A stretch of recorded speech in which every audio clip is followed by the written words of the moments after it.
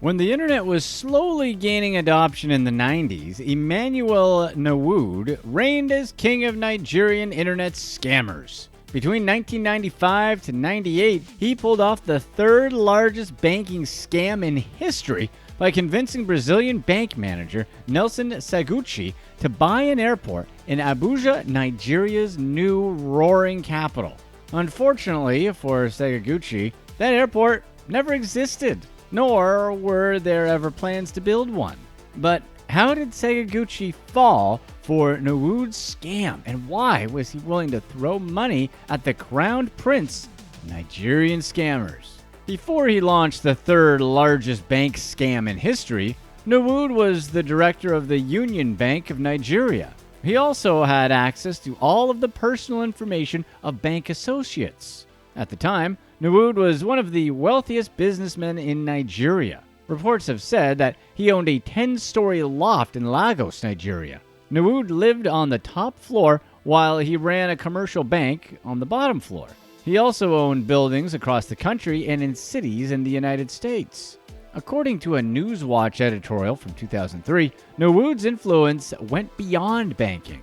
He positioned himself to be a notable contributor to the People's Democratic Party, one of the two major Nigerian political parties. It's enough to say that Nawood had the expertise, credibility, connections, and knowledge to pull off this con. So how did Nawood manage to rope in Nelson Sakaguchi and Banco Noreste? To attract Sakaguchi's interest, Nawood impersonated the then governor of the Central Bank of Nigeria, Paul Oguma. Nawood must have had some impressive acting skills because, to this day, Sakaguchi still believes Oguma was, and always has been, his business partner. At the time, Sakaguchi was the manager of Banco Noreste and had the authority to loan and move massive amounts of money. Nawood, cloaked as Oguma, approached Sakaguchi with an offer that was too good to pass up. A new airport was planned for Nigeria's new capital city of Abuja, and Sakaguchi could get in on the ground floor. But before proceeding with the plans to construct this lavish airport, Nawood needed to secure $242 million. Nawood convinced Sakaguchi to pay $191 million in cash and $51 million in interest from Banco Noreste. Of course, the money to finance this airport scam didn't come from Sakaguchi's pockets. Instead, his clients and investors unknowingly funded this project. How could a deal this expensive benefit Sakaguchi and Banco Noreste? Well, for starters, Nawood promised Sakaguchi $10 million in commission once the deal was approved. The hope of a hefty payout was more than enough to gain Sakaguchi's support. But what did a Brazilian bank have to gain from all this? Airports bring in a lot of capital. Like metropolitan cities, every storefront, food vendor, and gift shop in an airport draws in all kinds of people. People who are more than willing to spend their money. Marked up prices drive sales through the roof as travelers aren't left without much of a choice when it comes to saving money on airport goods, and that's not including the plane tickets. Banco Noreste's $242 million investment seemed worth it, especially considering the amount of money an airport in Nigeria's capital city could generate. But why Abuja? Other than the fact that it was Nigeria's new capital, what else made Abuja special? At the time, Abuja had a population of just over 500,000. That's comparable to cities like Denver, Baltimore, and Tucson. A busy airport would mean big profits in a city that size. Abuja became Nigeria's capital city on December 21st, 1991. Lagos, a city that saw a population boom in the 70s and 80s, was Abuja's predecessor. Nigerian officials chose Abuja because it sat in the center of the nation. It was also ethnically and religiously diverse, so it became the perfect neutral ground for business and life. Would it have made sense to leave the booming capital without an international airport? No, of course not. Building one sounded too good to pass up. The door for an intercontinental scam was wide open, and Emmanuel Nawood walked right through it. But Nawood didn't act alone. He had a team of scammers working behind the scenes to make his scheme work. The idea to get the Brazilian bank involved was a collective effort too. Nawood pitched the idea to his accomplices. They were Emmanuel Ofule, Nziribe Okali, and Obum Asaki. along with the husband and wife duo Christian and Amaka Anajeba. When the team first met with Nelson Sakaguchi, Christian played a crucial role in the con. He posed as the deputy governor of the Bank of Nigeria. But in 1998, before the team ever stood trial, Christian Anajemba died in a road accident. Some reports speculate that the event was no accident. Instead, many believe foul play was involved after Mr. Anajemba spent over $200,000 on Rolex watches. Aside from Christian Anajemba's passing, the rest of Nuwood's scam went off without a hitch. Well, until a different bank decided to take a deeper look into Banco Noreste. You probably recognize the Spanish bank by their red lettering. It was Santander that discovered the scheme in 1998.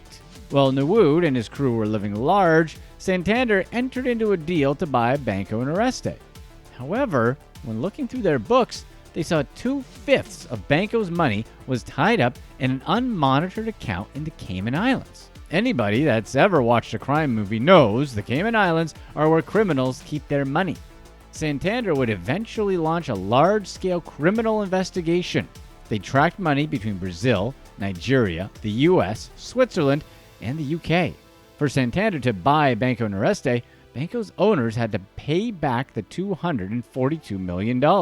The bank would ultimately crash in 2001. Nuwood and his team disappeared once the whole con fell apart.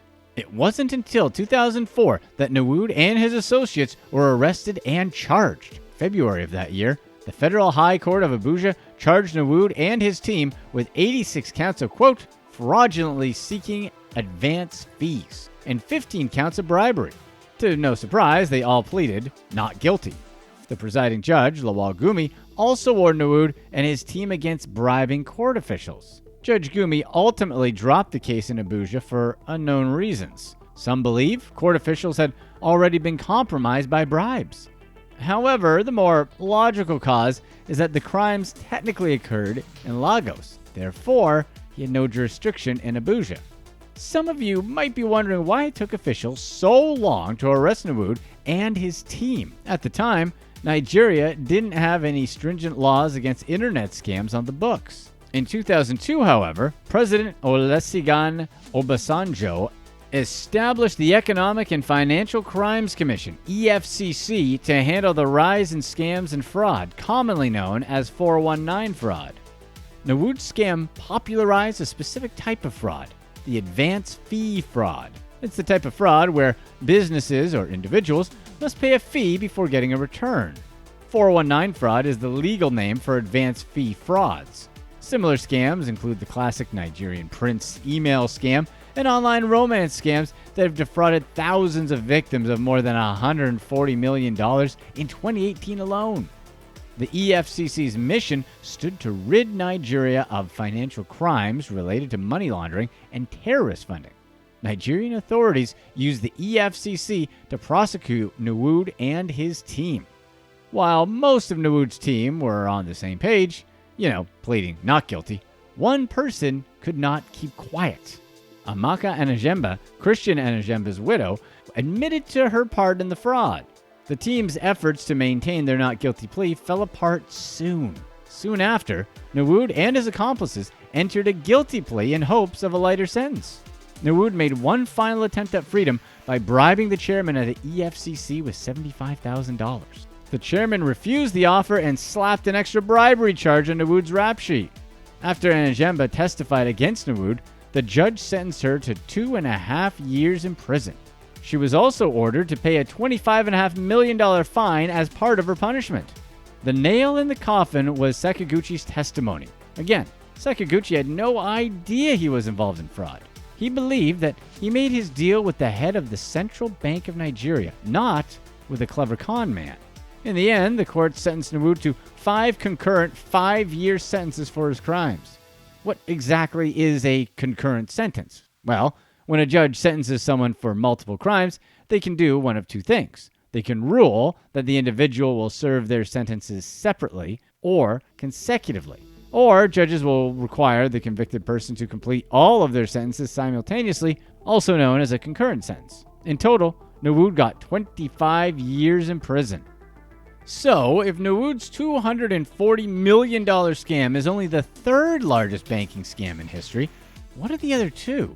Qusay Hussein, the second son of Saddam Hussein, comes in at number 2.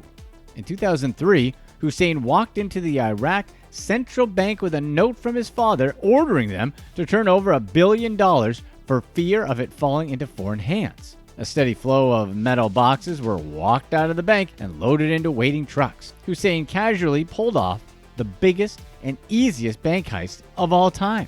The number 1 spot belongs to a man named Nick Leeson.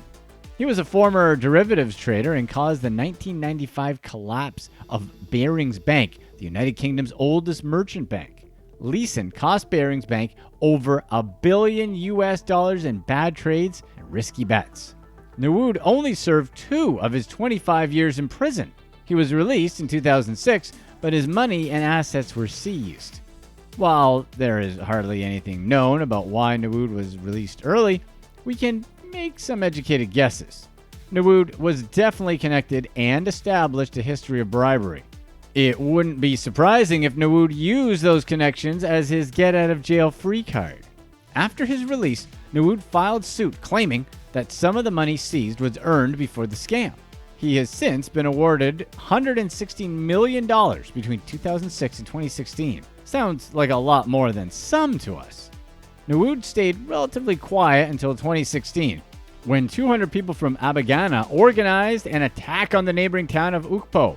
Authorities traced the attack back to an inn owned by Nawood, and the Anambra State Police had reason to believe that Nawood planned the whole thing. They arrested and charged him with 27 criminal courts connected to that attack. Nawood also stands trial for charges dating back to 2018. Nigerian courts accused him and his lawyers of forging documents related to a property he was ordered to forfeit during his first trial. During this recent trial, Nawood denies knowing the source of the $242 million that was transferred to him back in the 90s, a crime he'd already pled guilty to. The Guardian reported that Justice Mojisola Dada adjourned the case until May 24. We don't know where Nawood stands right now. The Nigerian government did eventually fund the building of an international airport in Abuja, but Emmanuel Nawood and his airport scheme had nothing to do with it.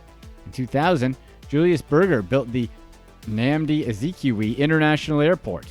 The airport bears the name of Nigeria's first president. In 2002, the airport opened to the public and flew its first international flights. Here's what's next.